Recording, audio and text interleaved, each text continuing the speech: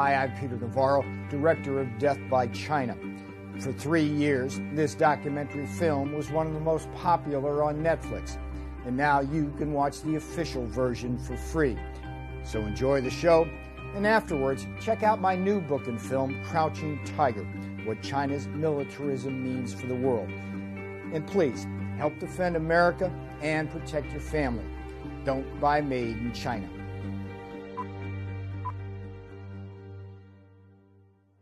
You're going to be okay? I'm 63 years old.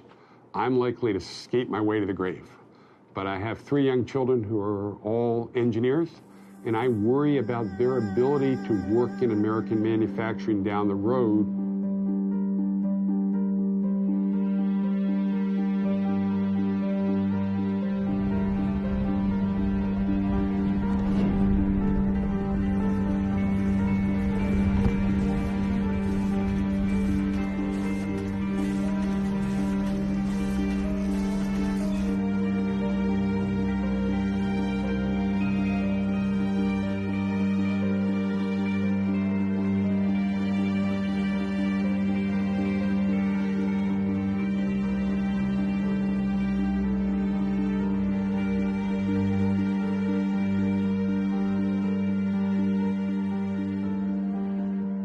I think that the water's going to get hotter and hotter, and if there's no event to wake people up, I think China can just own more and more and more and more of our debt, and everything's fine until that magical moment when it's not. And all the sorries in the world aren't going to make that any different.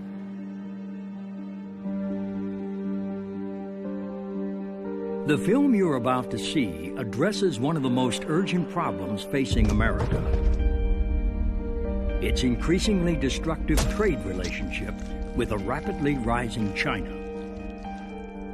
As you watch this film, it is important to always distinguish clearly between the good and hard-working people of China and their repressive communist government, now victimizing both American and Chinese citizens alike.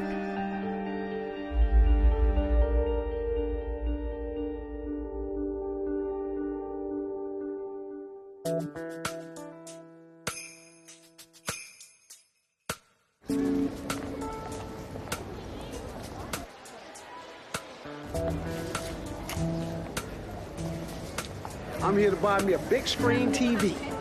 My first big screen, man. 40 inch, about 265.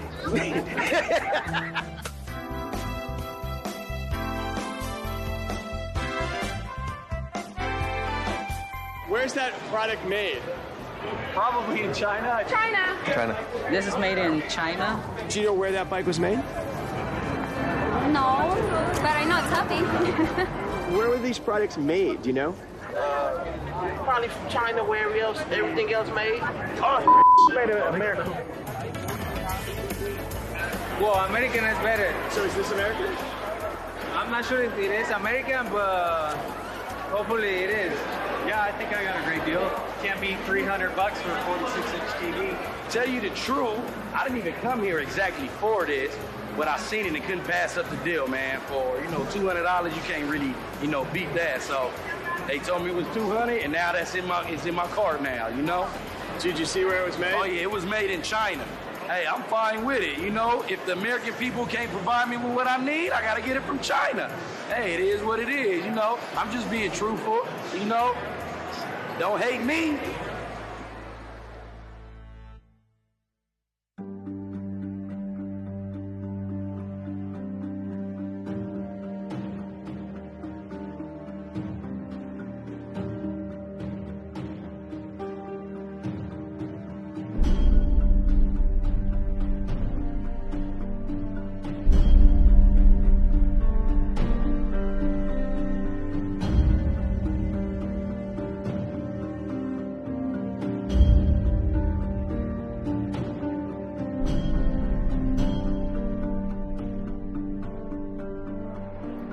So how do you feel when Americans buy Chinese products?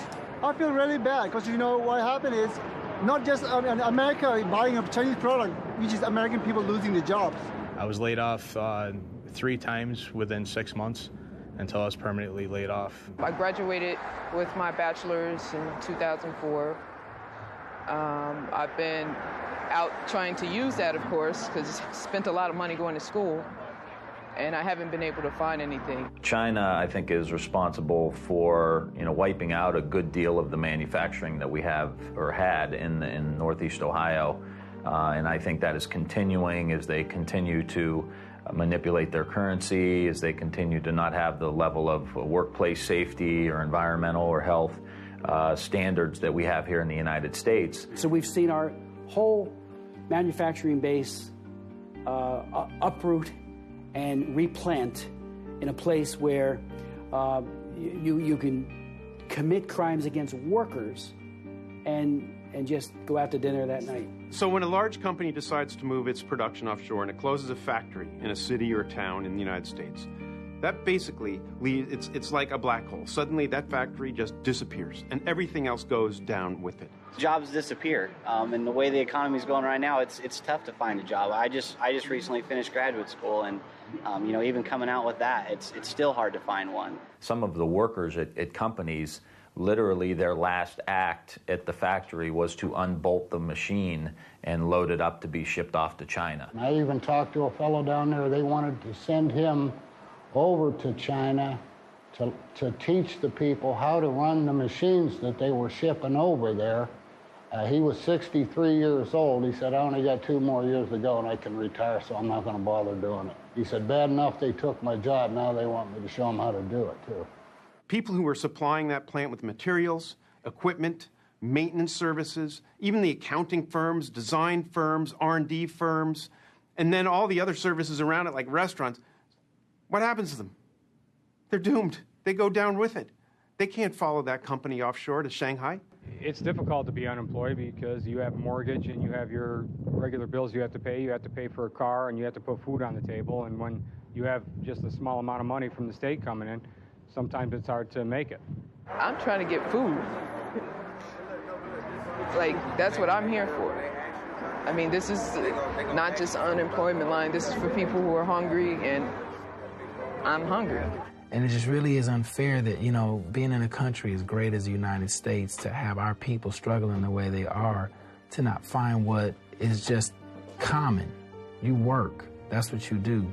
And for them not to find that month after month after month, it just doesn't make sense to me yet. I don't know if it's the president. I don't know if it's the...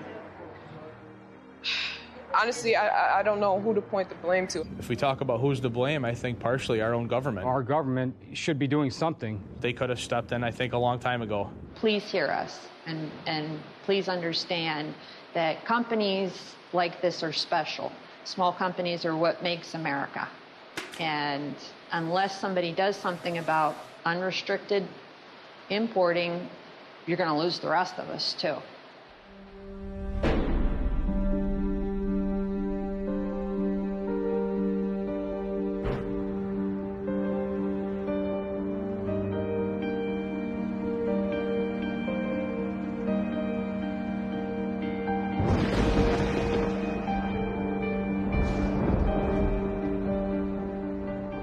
Never had a really big and hostile country come into our markets. Most of the international competition we have faced from Japan, from Germany, from the rest of Europe has come without a sense that behind it was a government that has sought confrontations with the United States on a regular basis. The WTO, it's not based here.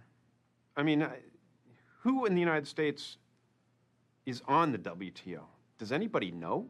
In 2001, China joined the WTO, the World Trade Organization, with the strong support of a Democratic president and a Republican-controlled Congress. Before the ink was dry on this free trade agreement, China began flooding American markets with its illegally subsidized and very dangerous exports, while the big multinational companies that had lobbied heavily for the agreement rapidly accelerated the offshoring of American factories and American jobs to China. Today, as a result of the biggest political shell game in American economic history, China has stolen thousands of our factories and millions of our jobs. multinational corporation profits are soaring, and we now owe over $3 trillion to the world's largest communist nation. This was not how it was supposed to turn out. Ladies and gentlemen, the President of the United States. When William Jefferson Clinton was selling China's entry into the World Trade Organization to the American people. If you believe in a future of greater openness and freedom for the people of China, you ought to be for this agreement. If you believe in a future of greater prosperity for the American people, you certainly should be for this agreement. If you believe in a future of peace and security for Asia and the world, you should be for this agreement. This is the right thing to do. It's an historic opportunity and a profound American responsibility. In pushing for China's entry into the WTO, President Clinton embraced a doctrine dating back to President Richard Nixon, known in Washington circles as the policy of engagement. Peking, historic site for an unprecedented meeting between East and West. President and Mrs. Nixon arrive, and Premier Zhou Enlai is on hand to extend an official welcome to the presidential couple. It's Mr. Nixon's initial move toward his self-proclaimed goal, a generation of peace. Here, President Clinton offers his own vision of the goal of engaging China. I don't believe it's right to crack down on people for their religious views or their political expression or because they want to be in an association like the Falun Gong. I don't think that's right. But I don't believe that we will have more influence on China by giving them the back of our hand. In masterfully arguing for China's entry into the World Trade Organization, President Clinton promised the brightest of futures for both American workers and American manufacturers. Economically, this agreement is the equivalent of a one-way street. It requires China to open its markets with a fifth of the world's population, potentially the biggest markets in the world. For the first time, China will agree to play by the same open trading rules we do. Never happened before. For the first time, our companies will be able to sell and distribute products in China made by workers here in America. And by economically engaging China, both Democrats and Republicans argued this would ultimately democratize the Chinese dragon and free the Chinese people. We have waged an intense battle in support of an important principle, and that is freedom. And the people of China and the citizens of the United States will benefit enormously. After the victory vote, the Republican House Majority leaders would celebrate the bipartisan victory with the cracking open of a ceremonial fortune cookie. Not very good at these things.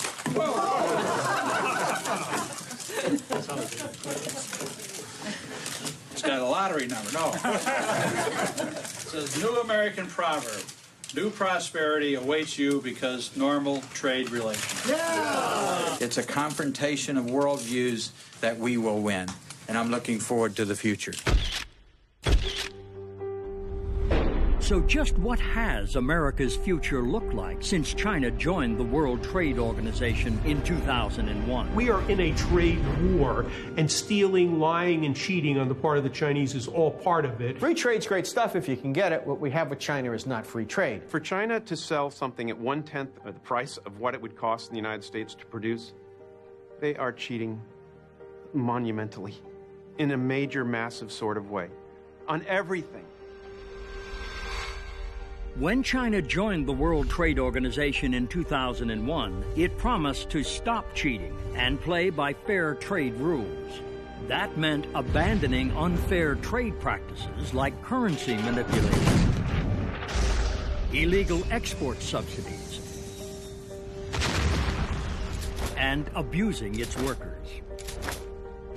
Instead, the Chinese government has used these weapons of job destruction to launch a sustained and devastating attack on America's factories and jobs, while flooding our markets with dangerous products.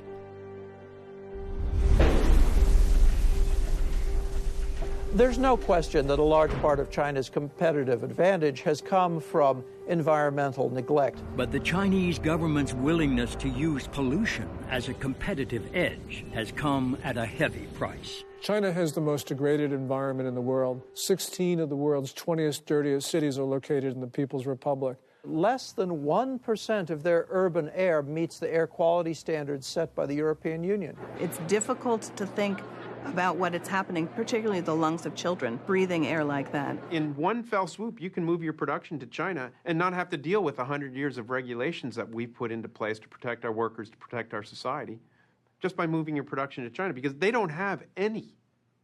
They have what we had probably in 1910. The most tragic story is the cancer villages because of toxic metals in the soil, because of the pollution, because the manufacturers have not been forced to clean up their plants. And so essentially what we have is the world's most degraded environment. Whether you're talking about heavy metals pollution, air pollution, water pollution, China's got it all. And particularly for heavy industries like chemicals or steel, the ability to wantonly pollute in China adds up to a huge cost advantage in the global marketplace. If a company like Bao Steel in China is allowed to dump pollution into the Yangtze River when, say, United States Steel Company is not allowed to do the same in the Ohio River, that's going to be a source of competitive advantage for the Chinese because pollution control costs money. It provides them an economic advantage in environmental cost of approximately $40 a steel ton, or represents about 5% of the cost of producing that steel. Is a 5% cost advantage significant? In the steel industry, 5% cost advantage is greater than our profitability. And here's the ultimate irony. The more we allow our American multinationals to offshore production to China, the more total global pollution we create. And a good bit of that comes right back to America by way of the jet stream. Carbon emissions in China per $1,000 of GNP are 7 times what they are in the United States. That leads to carbon emissions and particulate matter falling all along the coast of the United States. 25% of the particulate emissions falling in California are from Asia in general and China in particular. There are good and bad reasons why goods are cheap in the international economy. The good reason is that somebody's a good producer, that they're quick, that they get the product to market, they have good technology, that their workers are efficient and well-trained. The bad reason is that the workers are treated like dirt. When the workers in China are being abused, then workers in America have a tougher time competing against them. As an employer in China, do you have any regulations that you have to deal with, like OSHA, labor regulations? Do you have to pay even Social Security or Medicare?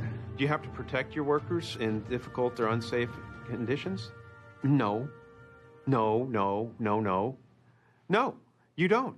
You go to prison if you try to form a labor union. Freedom of association, the right to organize and bargain collectively are completely absent in China today. There's no equivalent to OSHA, occupational safety regulations, and they lose about 130,000 men and women to, and that's the ones they report on, to accidents per year, that many of which could be prevented with good protection. They don't comply with their own child labor laws, prison labor laws, health and safety laws, minimum wage laws. Well, there's a Dr. Lee who lives in New Jersey who was actually an American citizen, and he was in China, and he was arrested and kept in one of their work camps for 3 years. When he was finally released, thanks to pressure from the American people, he came back to New Jersey, and he was in a store, and he saw these big slippers he'd made in the work camp.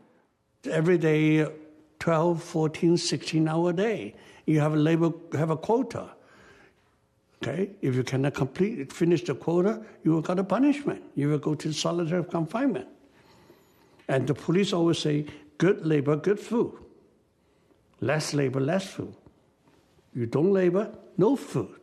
How can Walmarts or anyone else in the United States allow production facilities in China to sell garments, chopsticks, Christmas decorations that are made in forced labor camps? You can go to China, go to every prison camp. You can see what are the prisoners doing. Everybody very busy. What are they doing? Put a button on the shirt. What are they doing? Making the rubber boots. What are they doing? Crowded together, assemble the Christmas lights.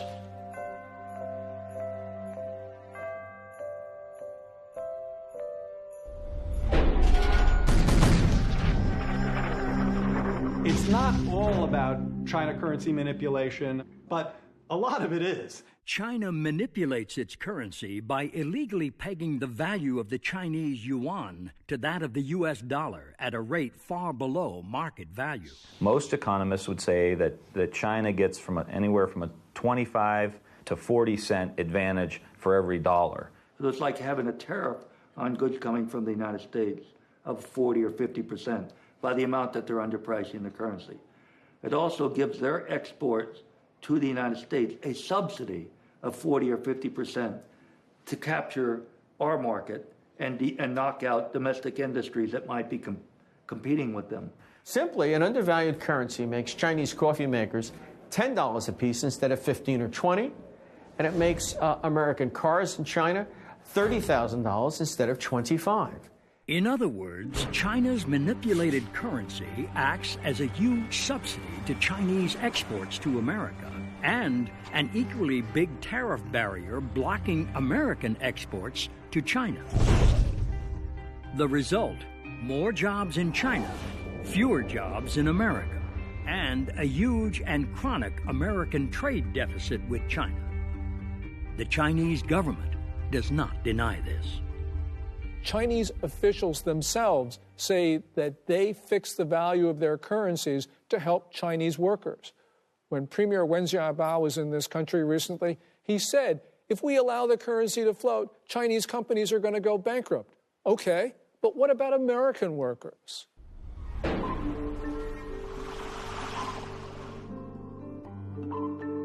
They're cheating on the intellectual property by just flat out pirating stuff from the United States. You don't want China to get their hands on your latest piece of technology or whatever, because they will copy it and they will turn around and produce it.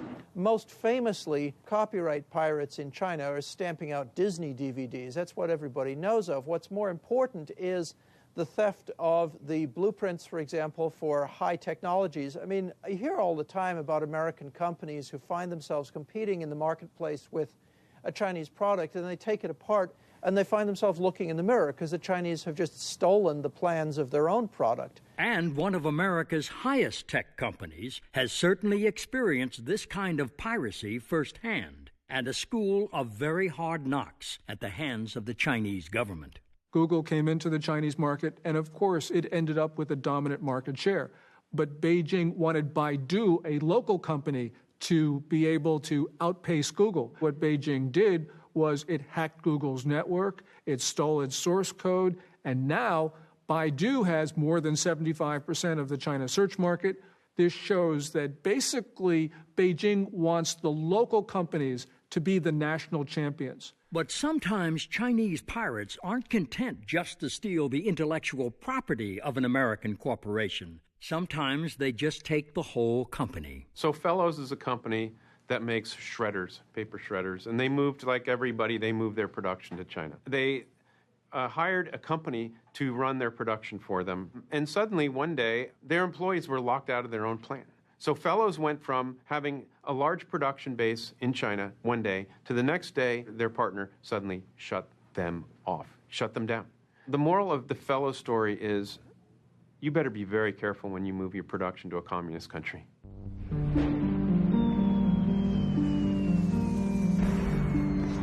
It makes no sense that China, who produces 45% of the steel in the world, has high manufacturing costs, yet sells steel at the lowest cost in the world and is growing at a rate of 7 or 8%.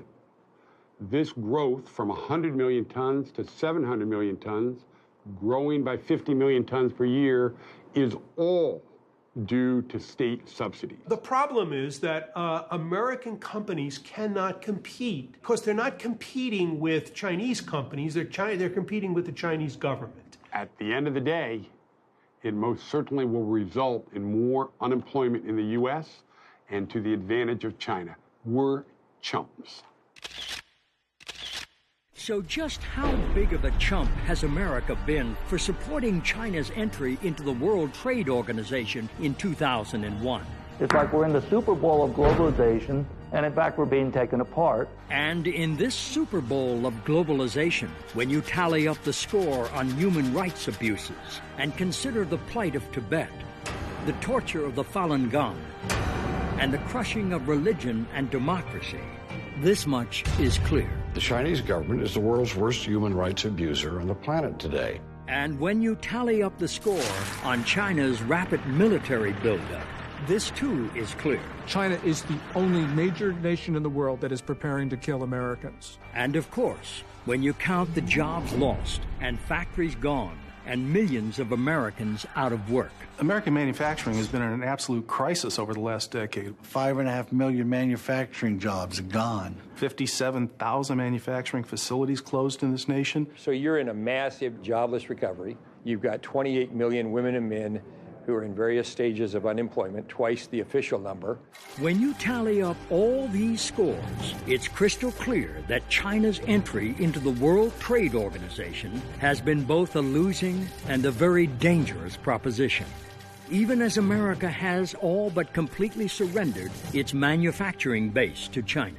We don't make a single cell phone in the United States. Not one is made in the United States. There is not a single modern flat panel display factory in the United States. Does that matter? Are flat panel displays important for military applications? I think so. They're widely used. Every airplane, every helicopter has them. The United States right now is unable to put a single military aircraft into the sky without using components built by potential adversaries. We produce about $3 billion worth of printed circuit boards in the United States. China produces almost $20 billion. Machine tools, where we produce $2.7 billion. China's consumption was 10 times that amount. If you don't have a machine tool industry, what, do you have an industry? It's a, basic component of an industrial economy. But what about those green industries that some of our politicians say will create the jobs of the future? That's one of the reasons why we're accelerating the transition to a clean energy economy and doubling our use of renewable energy sources like wind and solar power. Steps that have the potential to create whole new industries and hundreds of thousands of new jobs in America. But here's the grim reality. We produce 4% of the world's global output of solar. One of the things happening in the market right now is it's being swamped by low-cost multicrystalline and polycrystalline silicon solar cells from China. We don't make computers. We don't make printers. We import 99% of our shoes.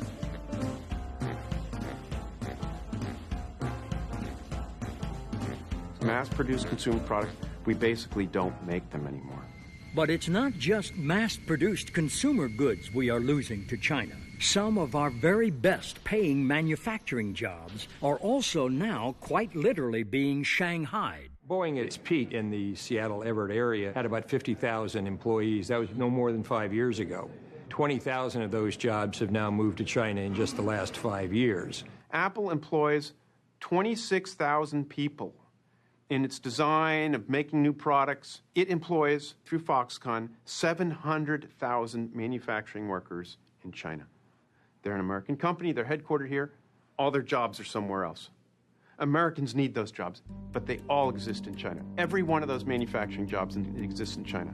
These are jobs that could very easily be in Silicon Valley, in Oregon, Northern California in general, along the coast, for which there are well-trained and very interested women and men who would take them in a heartbeat. And even white-collar workers are now in China's crosshairs. The white-collar worker understands that China is now moving up in the feeding frenzy to, for example, software and other kinds of production. They're moving away from just process technology up to more really intellectual technology. Now, it's not a very big part of their economy, but you can look in the United States, it's having a devastating effect. If the jobs for production move to China, the support jobs for white collar, to a big degree, will move to China. Meanwhile, our rapidly accumulating Chinese debt has become a national joke. Literally. The U.S. government to default. That's right. China's mad at President Obama for meeting with the Dalai Lama. I mean, come on. Obama doesn't owe them anything, except like $14 trillion. And that debt represents a very real claim on American assets. And then China would back a tow truck up to Kansas and drag it off to Guangdong province. I find it ironic that the corner of capitalism, the J.P. Morgan building down on Wall Street, is now owned by a Chinese company. As for that hope that economic engagement would lead to a more free and democratic China. George Bush Sr., remember him? He was the ambassador to China way back when. And so he liked China. He liked those guys over there. Things are good in China. Economic growth in China has not led to its becoming more democratic. It has led to a more sophisticated, better financed form of authoritarianism.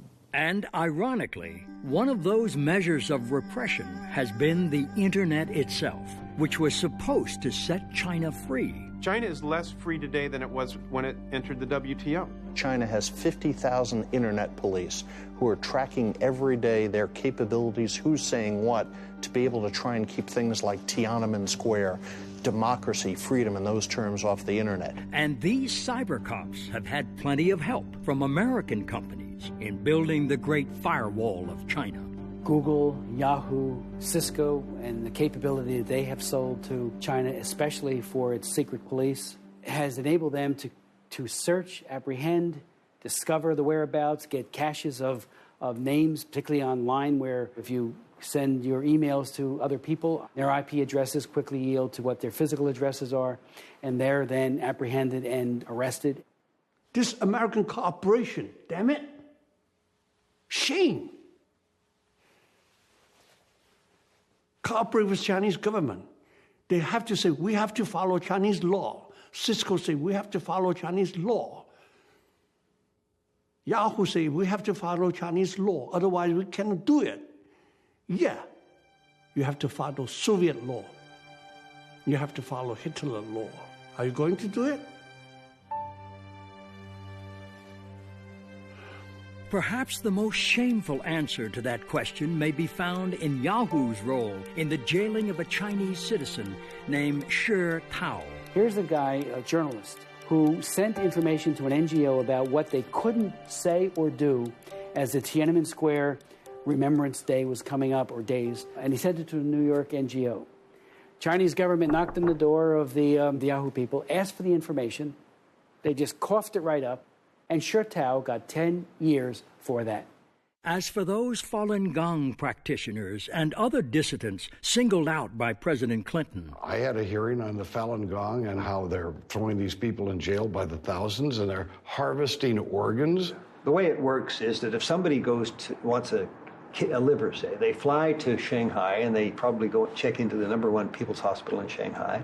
A military surgeon, probably in uniform, one I'm thinking of, comes up and does the Bishop tests and the blood tests and so on. Then he or she looks on the computer list and says, oh, there's a match out in work camp 400. The poor victim who matches what your organs need is dragged into a sort of hospital, given a light anesthetic in most cases, and never wakes up because they take not just one kidney, they take both kidneys, the liver, heart, everything, and their body is then burned, and the People's Liberation Army flies the organ to Shanghai from wherever the camp happens to be, and you're told you're getting the organ from a convicted murderer or something. I mean, this is a grotesque tale of the worst kind of oppression and ghoulishness on the part of rulers of a country. And here is what too many American politicians seem to have such a hard time understanding. Wei Jingsheng told me in Beijing, right before he got rearrested, you Americans don't understand. When you coddle dictatorship, when you kowtow and you carry the dictatorship around on a pillow, they beat us more in the Laogai. When you're tough, predictable, transparent on human rights, they beat us less. But at least engaging China economically has made the ruling Communist Party more peaceful, right? China's military power is strengthening very, very rapidly. They are building up their military capabilities in hard weapons as well as in cybersecurity. China has a population which is about 5 times the size of the United States. And that means that if they have a comparable level of development, they probably will end up with a military 5 times larger. I don't care what kind of technological edge we have. It would be very difficult to prevail over an adversary that is 5 times larger. What China is building is just not a massive fleet or a massive ground army, but it's developing a modern, well-equipped, technologically capable military. And in some cases, it need not be China pulling the trigger.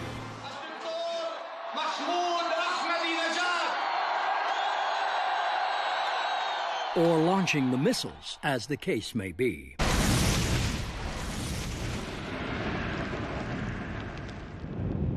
We are on the onset of an age of nuclear terrorism.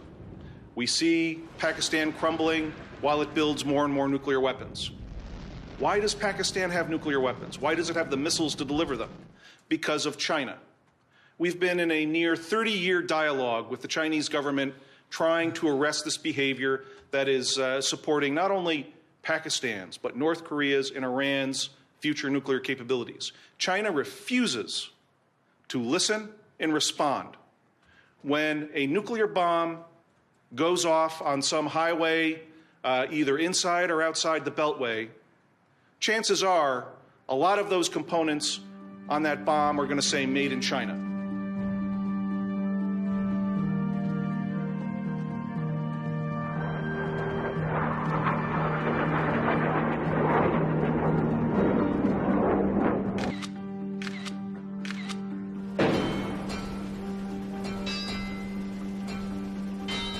I had my children's Thomas the Train sets recalled because the ink on the red ones was lead foil.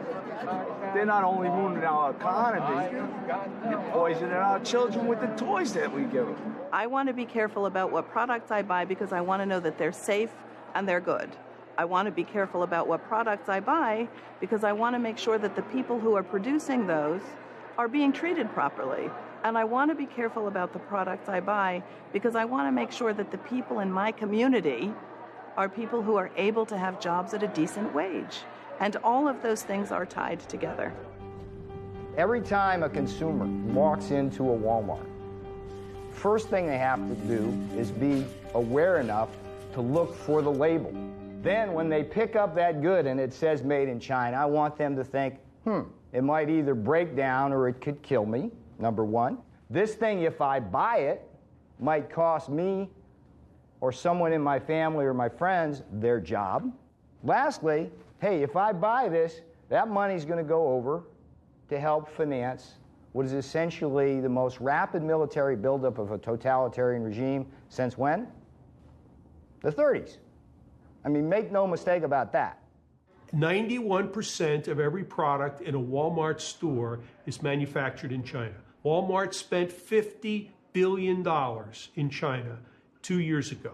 If Walmart were a country, they would be China's 4th largest trading partner. When an American goes into a Walmart and buys a product made in China, that person is thinking just price. If you're a person on a pension shopping at Walmart, you kind of like the Great Wall of Mart. But what they really need to think about is how that product got there. It got there because you have a predatory system which is really trying to undercut American manufacturers and therefore American workers. And when a consumer goes into Walmart, picks up a good made in China, what do you want them to think about before they get to the cash register? Think about your relative that just got laid off or the factory that just got shut down. Think about the school that is doing with less because the manufacturing base has gone and the tax base has left. Think about the lower income that you're receiving now because we're not making products and we're not buying our own products.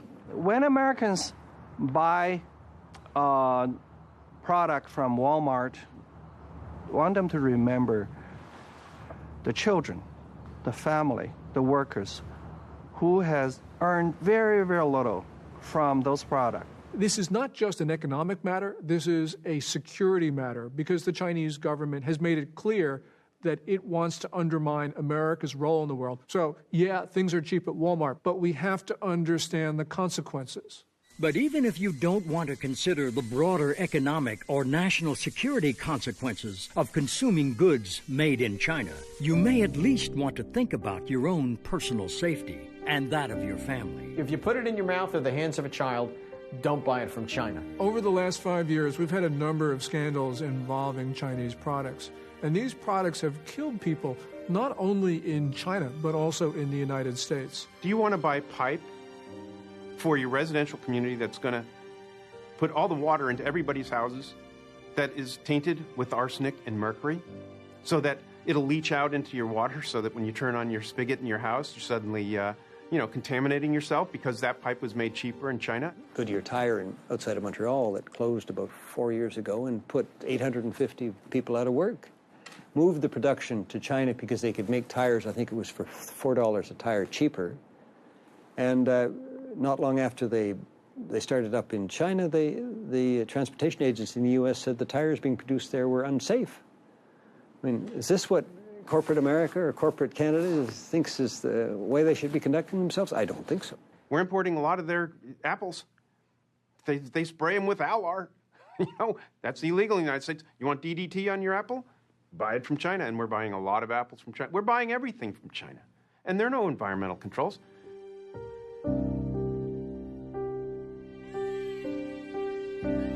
There is a risk of suffocation, that kids can get trapped and die. They took him to the hospital where they pronounced him dead. Massive recall of 1 million of Mattel's Fisher-Price toys. A recent batch made in China contains toxic levels of lead paint. Those teddy bears can loosen and fall out, posing a choking hazard. According to the state media, dozens of babies had developed kidney stones in recent days. Thousands of pets across the country died after eating tainted pet food. That led to a massive pet food recall. My wife Bonnie died in December after receiving heparin that was later recalled by Baxter. My son Randy died a month later under the same circumstances. Some brands have been found to contain a toxic chemical used in antifreeze. Pork from pigs, force-fed wastewater. If it comes from China and the price seems too good to be true, then it probably is. It is very difficult for any country to protect their citizens from Chinese products. The real problem here is that you have a political system that does not punish manufacturers for bad products. And it's because it's the nature of the political system.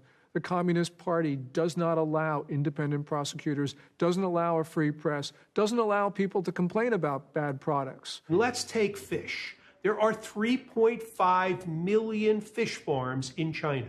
The fish are raised in contaminated ponds. They're fed all kinds of hormones. And the biggest market for that fish is the United States. 85% of the tilapia comes from China. Most of our shrimp comes from China. US FDA only has the ability to inspect 1% of the fish coming into the United States. 65% of the 1% they reject. They don't have the authority to confiscate the fish. So if the ship comes into Charleston and gets rejected, then it goes to Miami or New Orleans or some other port, and eventually the fish gets in.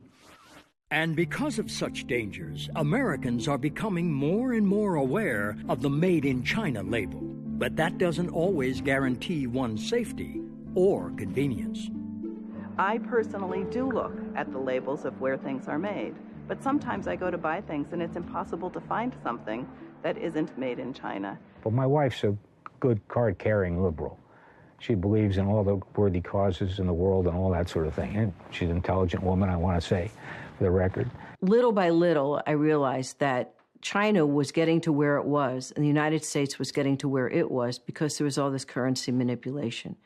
And it just seemed like the United States government was not doing a whole lot in the name of international trade to try to stop what was going on in China, which was able to lure a lot of jobs. Some months ago, she decided that, to the best of her ability, she wasn't going to buy anything made in China. So our microwave oven failed. We don't have a new microwave oven because she could not find one that was not made in China. When I went to look for a microwave, a freestanding microwave, there was nothing that wasn't made in China. I went to 5 different stores, from high-end hardware stores to low-end discount places. Nothing was available that wasn't made in China. And my experience from things made in China was that they weren't healthy, You never knew what was in them. They didn't work for very long, and they broke down if they worked in the beginning. So I then decided I just wasn't going to buy anything that was made in China. So we just, do not have a microwave anymore. Right around the same time, we had a under-a-counter electric unit for heating in one of the rooms. And the same thing happened. You couldn't get any electric baseboard that wasn't made in China. And I thought, well, my last one was made in America. I had it for 23 years. It worked great. Now I couldn't find it. And I just got completely discouraged that no American manufacturers were coming in to produce quality products over here. And that's the dilemma we now find ourselves in. As China has used its weapons of job destruction to so thoroughly capture our markets, we are left with few choices other than to buy from China. But the more we buy from China, the more risks our families face from dangerous Chinese products. And the more jobs we lose. And because this is true, we now must also confront this much bigger truth. We import a lot of stuff from China, but a lot of it we don't pay for. I mean, we've got no goods to ship in the opposite direction. So we just ship bundles of dollar bills. Between $2 and $3 trillion is available to buy up pieces of America. In other words, we're living beyond our means. We have an artificially high standard of living. We're consuming more than we create. That's a very dangerous situation, okay? And especially if your principal creditor is a nation like China. So just exactly how did we in America allow ourselves to be backed into such a dangerous Chinese corner? When you live in a democracy, it's always subjected to being hijacked. And our democracy has been hijacked by the multinational corporations. The corporate responsibility is to its shareholders, and it often has a legal fiduciary responsibility to its shareholders. The government has a responsibility to the people and the national interest. Those are not necessarily the same. U.S. multinational corporations knew exactly what was going to happen. They didn't have any plans to increase exports to China after China joined the WTO. They had plans to move production to China, but they were, I'd say, dishonest or disingenuous, because the whole rhetoric around China joining the WTO was about free trade and opening markets and engaging with China. For the first time, our companies will be able to sell and distribute products in China made by workers here in America. When in fact it was really self-interest and profit motive on the part of U.S. multinationals that drove that debate. And U.S. China Commissioner and businessman Dan Slane knows firsthand just how this offshoring shell game is working since China joined the World Trade Organization in 2001 and began flooding American markets with illegally subsidized exports. I had a plywood manufacturing facility in Bowling Green, Kentucky, selling plywood to furniture manufacturers in the United States. In 2002, all my competitors were moving to China. Essentially, I had two choices. I shut the company down or I moved it to China. And I opened up 3 factories in China and delivered to the customer in the United States 50% cheaper than I could make it in Bowling Green. And Slane's newfound competitive edge was all due to China's illegal weapons of job destruction. Manipulating the currency was a huge help for me because it kept our prices down. I had no environmental issues, and the most important thing was that I could sell my product at cost, and every month the Chinese government would send me a check for 17% of my exports, and that was my net margin and my profit. So was Slane wrong to offshore his factories to China? This interchange with U.S. China Commissioner and multinational corporation lobbyist William Reinsch offers some perspective. It's not generally regarded as the job of a large American company to, substitute itself for the government. What most of the companies want to do is they want to be consistent with government, with U.S. law and U.S. practice. If the government tells them that they would like them to do something, they generally do it. So they don't have any responsible per se to the American people other than obeying the existing laws and regulations. Is that fair? Well, what responsibility would you like them to have to the American people other than trying to be good corporate citizens and to be profitable? Would you define a good corporate citizen as a company that moves its factories over to China and creates massive unemployment in the Midwest? Is that good corporate citizen? Well, I think that you'd have to go case by case. And in Dan Slane's case? The difference between myself and General Electric is that I had no choice. I either moved to China or I shut the company down. I couldn't compete. Jeff Immel at General Electric does have a choice. He can sacrifice some profits, keep his technology, and in the long term be much better off manufacturing in the United States. Congressman Tim Ryan understands this distinction between small domestic manufacturers and the big, well-heeled multinationals better than most. There's a huge divide here between the mom-and-pop tool and die maker that has been in Youngstown, Ohio for 100 years, and the global corporation that's involved in the global financing of all of this stuff, the global manufacturing, and not really concerned with any one country. They're concerned with how they can best do business. And one of the biggest obstacles to passing tough legislation that would stop China's unfair trade practices is the lack of political clout of America's domestic manufacturers. And to go chasing down after all of the political rhetoric of dealing with this issue and that issue and running for Albany or running to Washington, D.C. and setting up meetings and stuff,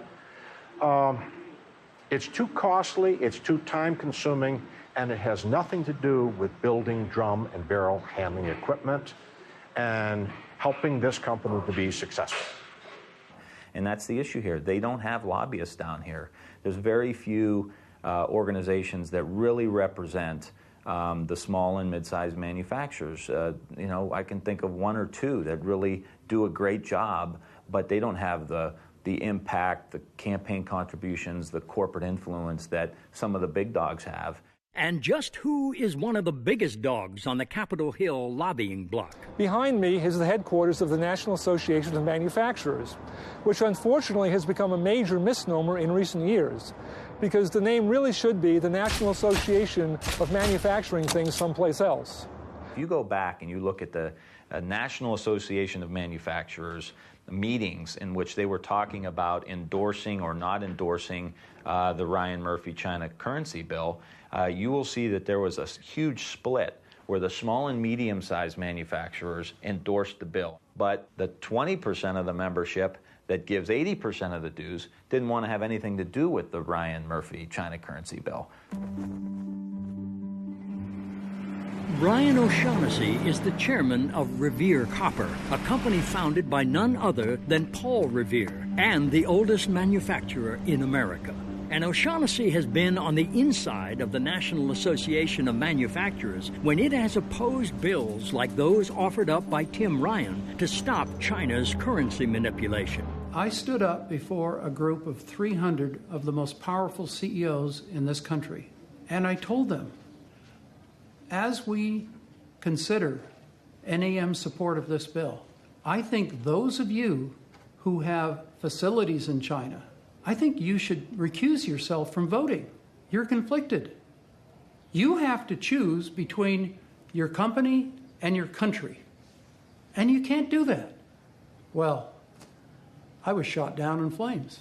By all intents and purposes, a lot of these companies are not American companies anymore. General Motors takes TARP money and opens up factories in China. Caterpillar Tractor shuts down plants in Peoria and opens up 3 factories in China. General Electric and Boeing are essentially trying to become Chinese companies. Look at Coca-Cola.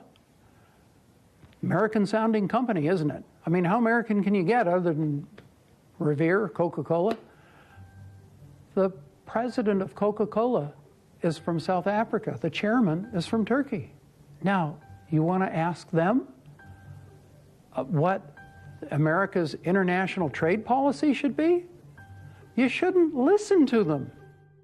While Coca-Cola's executive suite may look like the United Nations, it is purebred American CEOs from companies like Cisco, Ford, IBM, Honeywell, Motorola, Intel, and Apple that keep sending so many of our jobs to China. We design the iPad, great. We get the profits from the iPad, fine. We don't get the jobs. Profits versus jobs. That's a conflict Ralph Gomery sees as the root of America's offshoring problem. They are pursuing maximizing profit. That's their goal. The country is losing the wage bill, and its goal is to have wages. And then what they're doing is right for their shareholders and their constituents, but it's not right for the people of America who are unable to find work today. The problem with our system is that everything is short-term. So when you talk to a CEO and you say to a CEO, an American CEO, do you realize that they're going to take your technology and they're going to be your competitor? The CEO says, yes, but I only have 3 or 4 years to get my stock up so I can get my bonus, and they kick the can down the road, and it's the next guy's problem. This will end badly for all of us, but everybody is so short-term in thinking and in their tenure that they're willing to take chances that are right for today that they probably know in their minds is long-term bad for America tomorrow. Ironically, nobody understood this growing divergence between corporate interests and the common good better than candidate Bill Clinton during the 1992 elections. You must do your part. You must be responsible. American companies must act like American companies again, exporting products, not jobs. But such corporate irresponsibility wasn't always the American way. Corporations used to think they had a stakeholder theory. In other words, they had a responsibility to the nation, to their community, to their workers, and to their shareholders. Something morphed in our own system about 20, 25 years ago, where shareholder value became the end-all and be-all. And then the CEOs tied their own compensation to shareholder value. And then other countries figured out how to incentivize them to increase short-term shareholder value by transferring production, manufacturing, R&D there.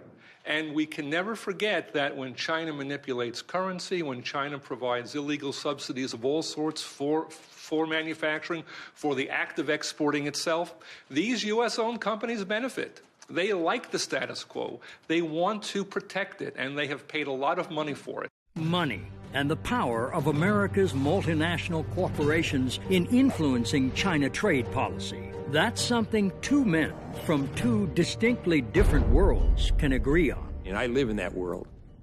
I watch those dollars go. Campaign laws allow them to spend unlimited amounts of money. It's a tsunami. But to former White House advisor Jared Bernstein, it's more than just money and politics driving our jobs offshore. It's also the prevailing free market view in the Oval Office, regardless of political party. I think there is a deeply embedded view that I do not think is wholly wrong, that capital must be happy if we're going to have a successful economy. And no multinational company has been happier to move its capital offshore than General Electric. But this is truly a fool's game. The Chinese have no intention of turning over their domestic market to foreign companies. Once they're able to master the technology, they are going to make it very difficult for foreign corporations to make a profit. When I go out and do speeches to corporate audiences on China and they want me to talk about strategy, it's like, hey, you're going over to China, you're giving them your avionics so you can participate in a regional jet game in China, and 2 or 3 or 5 years from now, you're going to try to sell your regional jets in Europe, and your biggest competitor is going to be that China guy. How stupid is that? What's happening, unfortunately, in the United States is way too many of our multinational corporations, not only they're shifting their manufacturing overseas, but along with it goes their technology, their intellectual property. And while many of us are concerned, deeply concerned about the loss of jobs, we're just as concerned about the loss of intellectual property. That's sort of the future of America. The thing is, nobody's really looked at all the industries that have been lost. It's very hard to get information on the industries that are gone or that are just about gone because the government doesn't keep track of any data. They don't follow industries. They have no market analysts who follow specific industries. So nobody knows what's happened with all of our industrial capacity that's vanished or is in the process of vanishing.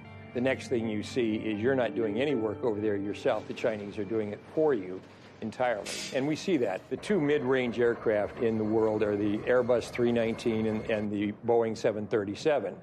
5 years from now, the Chinese have already told both companies they will no longer buy either aircraft. That mid-range aircraft, the one that is dominant throughout Asia, will be entirely manufactured in China under a Chinese mark or name, using technology that they took from Airbus on the one hand and Boeing on the other.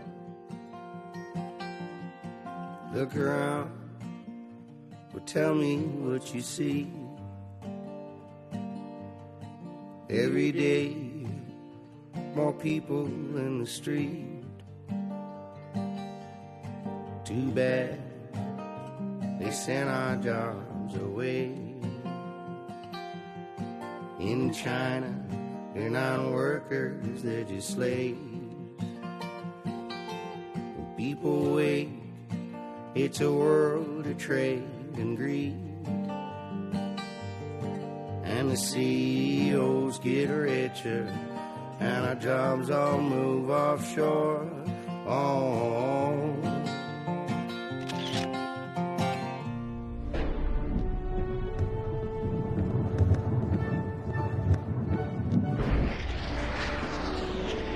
The Soviet Union could make an unbelievable intercontinental ballistic missile, but they couldn't make a loaf of bread. Now, we can make a stealth fighter, but we can't make a pair of shoes. You can't be a world power if you don't make anything but hot air, and we're well on our way to that. You can't have sustainable long-run economic growth at robust levels in the absence of a manufacturing base. Less than 9% of American workers now are in the manufacturing sector. We as a country can't survive into the long term with under 25% of our women and men making things. Manufacturing jobs have a higher multiplier than service industry jobs. That is to say, every one manufacturing job that you bring into a community ultimately supports half a dozen other jobs. If you are honest about how jobs have evolved in the United States, small business arose only when there was a stable manufacturing base put under them.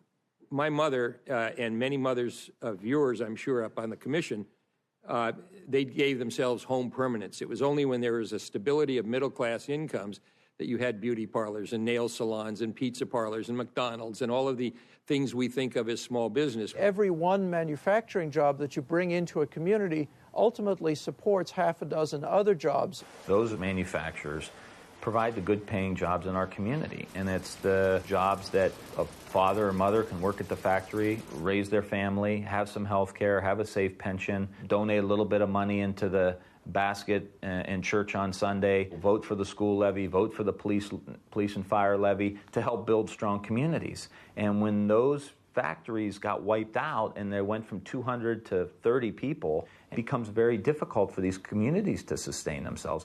Ultimately, the most important reason why America must restore its manufacturing base is to hold on to the research and development, the R&D. That is the taproot of all of the technological innovations we will need to create new jobs in new industries. Manufacturing is the origin of 70% of U.S. R&D. That's true even today. You can't do your R&D here and do your manufacturing there. You can't move your manufacturing overseas and not move your technology and all your engineering. I mean, it's nice to do R&D and come up with a super-duper design or a new product, but if you can't make it, what's the sense of doing the R&D? When we say we've kept our technology or our IP, but we've moved our manufacturing, that's just not true. It's an impossible feat. They're totally coupled. So as manufacturing has moved offshore, R&D has gone right with it. So as we move more and more manufacturing over to China and people can re-engineer and understand how things are made, we are teaching the country how to compete with us, and ultimately they are. So that the new products, the next cutting-edge product, is being developed there where the manufacturing's going on in China rather than here where the manufacturing was and now is no longer.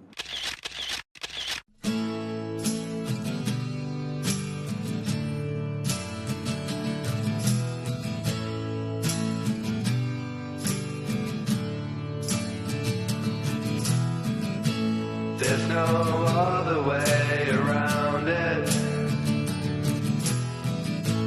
We can't make it on our own. jobs went to China. Now I'm losing my own home.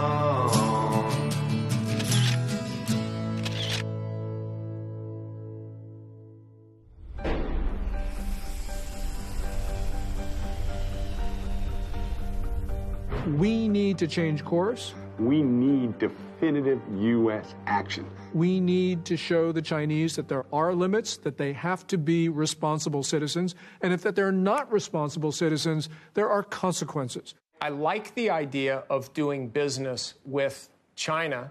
There are a few people over there, but it must be on our terms. If it's not on our terms, then it's on their terms, and if it's on their terms, they don't have our best interests in mind. People sometimes say that we can't stand up to the Chinese on any of these issues because we risk starting a, quote, trade war.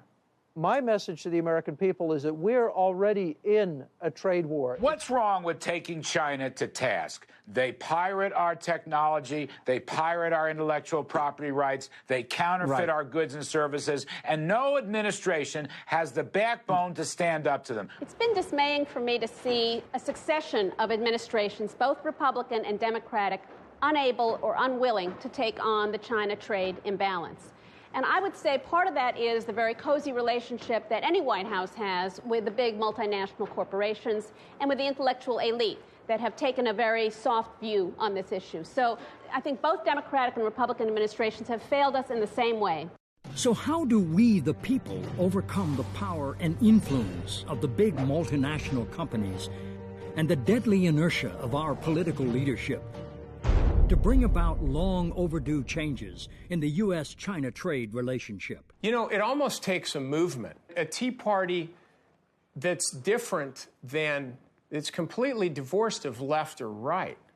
Or it's virtually a Tea Party that differentiates between right and wrong, which is very much different than left or right. I think this can only happen when the American people really understand what is happening to us and begin to demand that their congressmen and senators really, and the national government, take action in these areas. I think that at every level, people could boycott to some extent, and there would be a shot heard around the world. It's got to be a whole community effort by the citizenry, but we do need to create jobs. It doesn't always happen accidentally. Here's the message that needs to be developed. You know, look, it doesn't have to be this way. This is an economy and a global economy that's been made by policy choices that really do benefit the rich and the multinationals. Their interests no longer coincide with the interests of this country. So we have to do what's best for this country. They'll do what's best for their company, but we have to do what's best for this country. And that means all of us coming together, building an economy that really does work for everybody.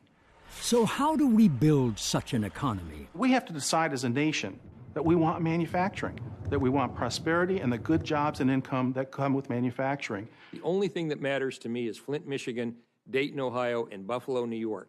If you don't reestablish the manufacturing base of this country roughly at the level of 20 to 25% of workers, and the most immediate way to do that is trade reform with China. The best jobs program is trade reform with China.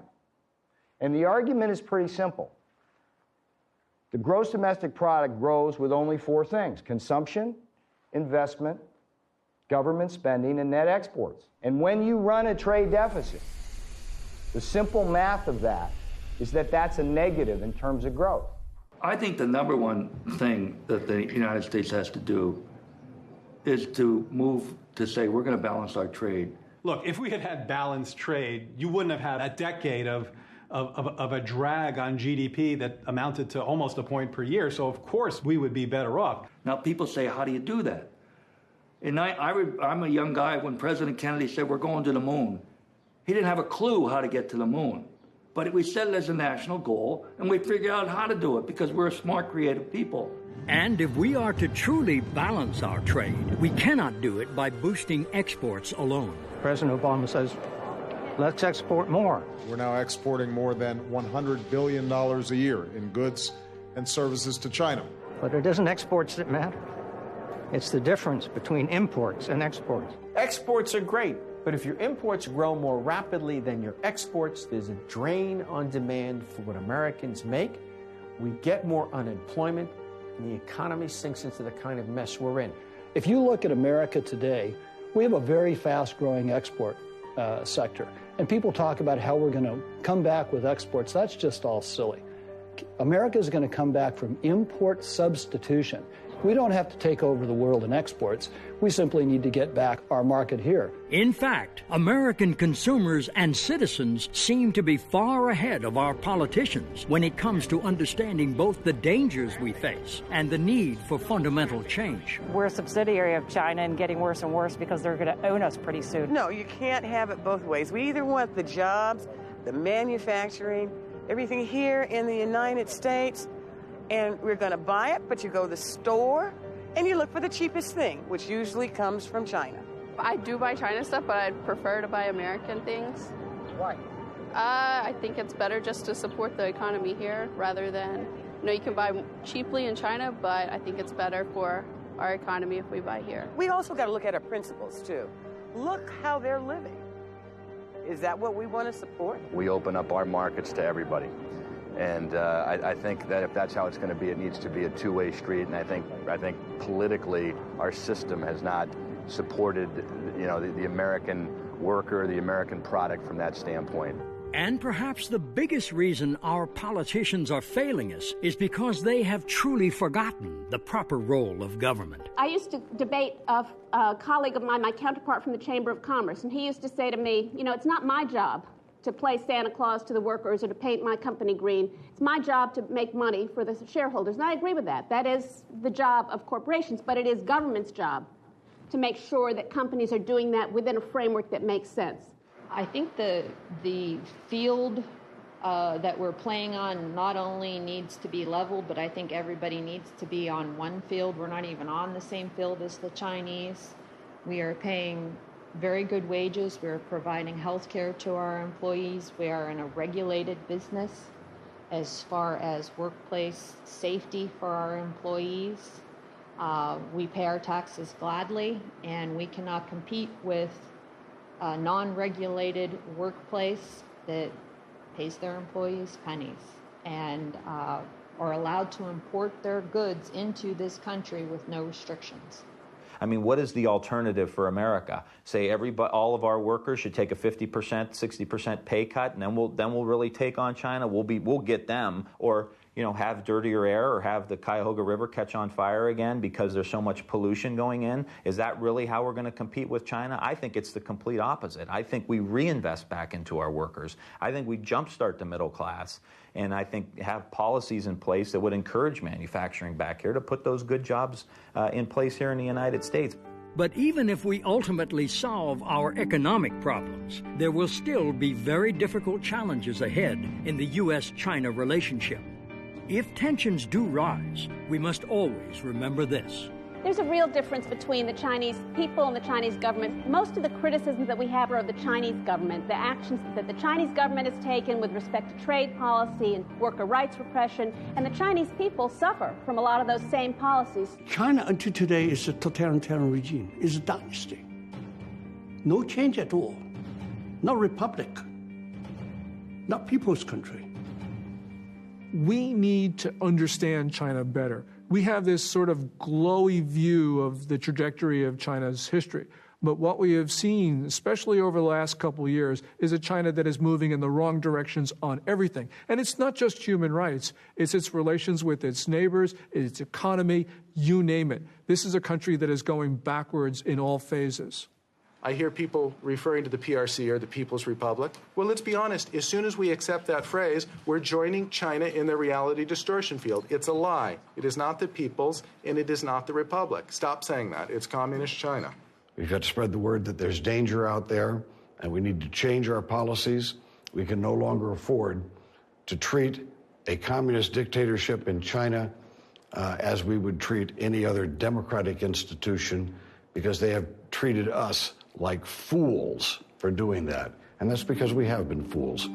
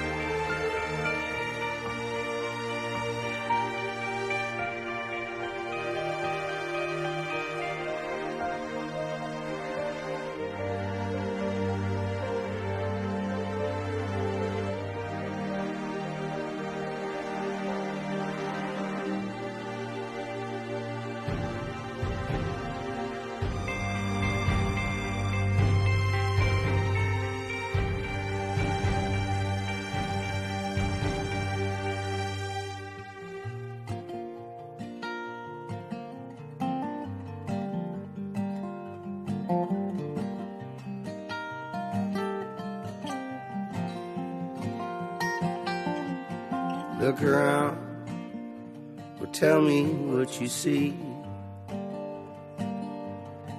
Every day, more people in the street. Said I used to work in a factory. Right now, I'd work for anything. Oh, oh, oh, oh. At least on me, but my family I wish to feed. Not much, but we got simple needs. Too bad they sent our jobs away.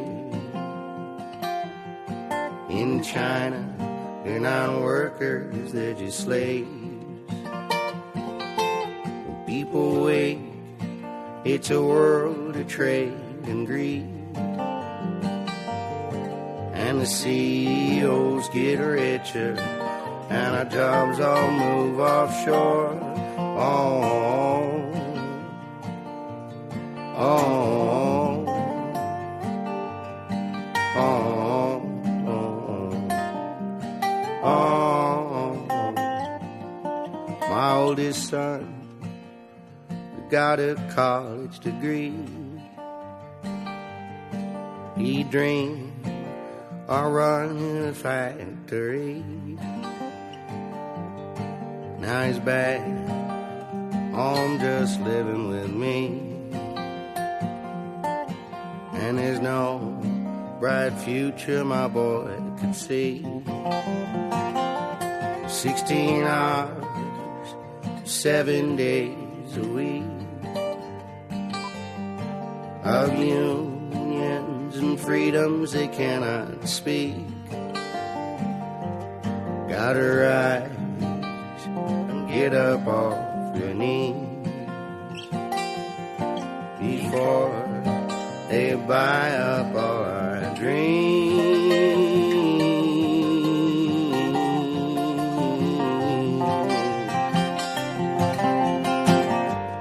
We go to the store and spend our money, send all our dollars overseas. This ain't the land of milk and honey. This is a land of trade and greed. We go to the store and spend our money, send all our dollars overseas. This ain't the land of milk and honey. This is a land of trade and greed.